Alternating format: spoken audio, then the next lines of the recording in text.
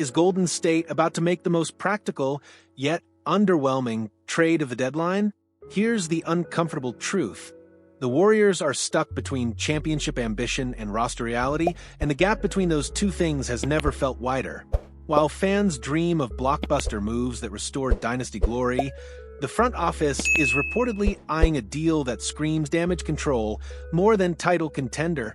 According to Jake Fisher of the Stein Line, Atlanta Hawks center Onyeka Okongwu has emerged as a legitimate trade target, and the proposed framework is as straightforward as it is uninspiring. Jonathan Kuminga to Dallas, Anthony Davis to Atlanta, and Okongwu to Golden State in a three-team shuffle. Let's be brutally honest, this isn't the splash Warriors fans were hoping for. Okongwu isn't a household name. He won't sell jerseys or generate SportsCenter highlights. But here's where the story gets interesting. Sometimes the best moves aren't the loudest ones. Okongwu is averaging a career-high 16.4 points, 7.9 rebounds, and 3.4 assists in 31 starts this season. But the stat that should make Warriors fans sit up and pay attention is this. He's shooting 36.4% from three-point range on over 5 attempts per game.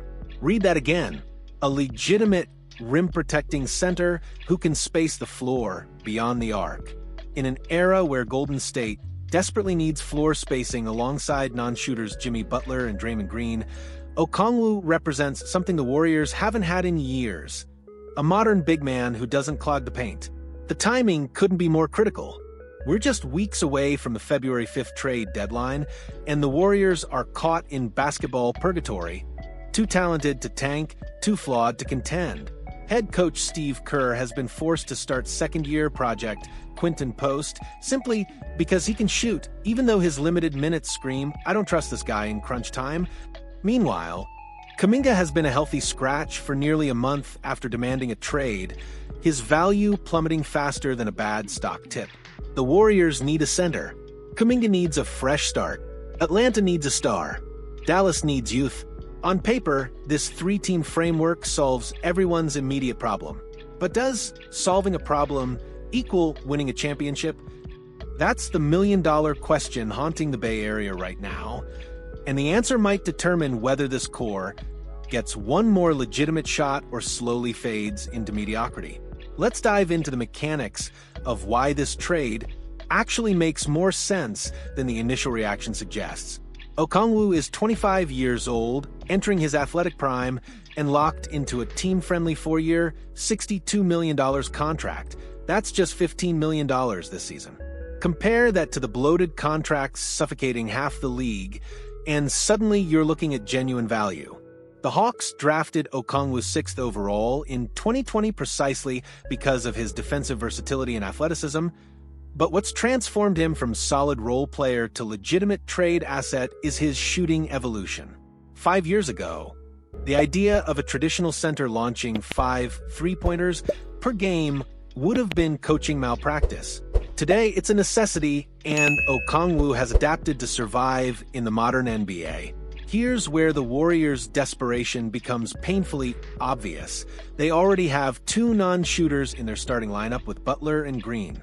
Adding another non-shooter at center would create offensive gridlock, turning Stephen Curry's genius into a claustrophobic nightmare of clogged lanes and predictable sets. That's why Kerr has stubbornly stuck with Post despite his obvious limitations. The kid can shoot, even if he can't do much else at an NBA level yet. Okongwu represents the best of both worlds. Legitimate rim protection, averaging 1.2 blocks per game, combined with enough perimeter shooting to keep defenses honest. He won't be confused with Nikola Jokic, but he doesn't need to be. The Warriors need a complementary piece who won't actively sabotage their offensive spacing, and Okongwu checks that box. Now, let's talk about the elephant in the room, Jonathan Kuminga. Remember when he was supposed to be the future? The athletic wing who would seamlessly transition Golden State from the Curry era to the next dynasty? That narrative died a slow, painful death over the past year. Kuminga signed a 2-year, $46.8 million deal with a team option on the second year, essentially a prove-it-or-we're-done contract. He hasn't proven it. Reports from ESPN's Shams Charania and Anthony Slater confirm Dallas has shown interest, which makes sense for a Mavericks team looking to get younger after the Anthony Davis experiment implodes. For Dallas, Kuminga is a low-risk gamble. One guaranteed year to see if a change of scenery unlocks his potential, with a team option to walk away if it doesn't work. For Golden State, he's become a sunk cost they need to cut loose before his value drops to zero. The Atlanta side of this equation is equally fascinating. The Hawks just traded Trae Young to Washington, a seismic move that signals they're willing to blow up the roster for the right star. Anthony Davis fits that profile perfectly. He's 32, still elite when healthy, that's a big win, and represents exactly the kind of win-now anchor Atlanta needs if they're serious about contending in the Eastern Conference. If the Hawks land Davis, Okongwu becomes redundant. You don't need two starting-caliber centers, and moving Okongwu in a package that nets you a former champion and perennial All-NBA candidate is a no-brainer. The question isn't whether Atlanta would do it, it's whether they can actually pry Davis away from Dallas, and early reports suggest they have the assets to make a competitive offer. So, where does this leave the Warriors?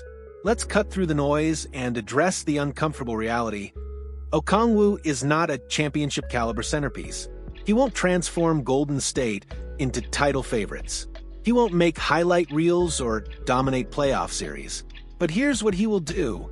He'll provide exactly what this roster desperately lacks without mortgaging the future. The Warriors are trying to thread an impossible needle, compete now while preserving flexibility for whatever comes after the Curry era finally ends. Okongwu's contract is manageable, his skill set addresses a glaring need, and the cost, a disgruntled Kuminga whose value has cratered, is something they can afford to lose. Think about the alternative scenarios. If the Warriors stand pat, they're rolling into the playoffs with Quinton Post as their starting center, which is essentially waving a white flag in any serious series. If they overpay for a bigger name, they risk gutting their future draft capital for a rental that doesn't move the needle. This three-team framework represents the middle path, practical, unsexy, but functional. Okongwu gives them a legitimate rotation piece who can play meaningful minutes without destroying their spacing. His athleticism and rim protection shore up defensive weaknesses.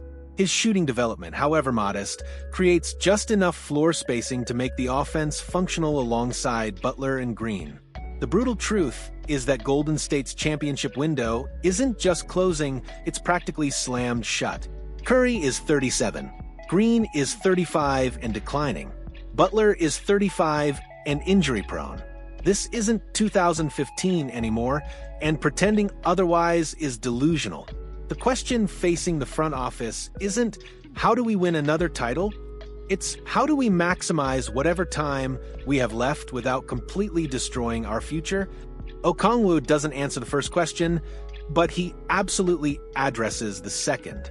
He's young enough to potentially fit the next era, cheap enough to preserve cap flexibility, and skilled enough to help now. That's not exciting, but it might be exactly what the Warriors need. Will this trade actually happen? Maybe, maybe not.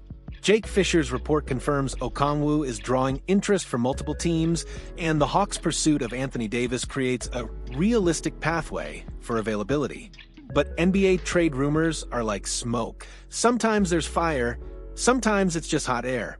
What matters is that this framework reveals the Warriors' current reality. They're no longer shopping for superstars, they're hunting for functional pieces that won't break the bank. That's a humbling realization for a franchise that dominated the league for nearly a decade, but it's also the smart play, given their constraints. Here's my challenge to you. Do you take the practical move that addresses a clear need, or do you swing for the fences one more time hoping lightning strikes twice? Drop your honest take in the comments. Are you Team Okongwu or Team hold out for something bigger? And if you're as conflicted about this Warriors era as I am, smash that like button and let's keep this conversation going. The deadline is coming fast, and Golden State's next move might define the final chapter of this dynasty. Make your voice heard.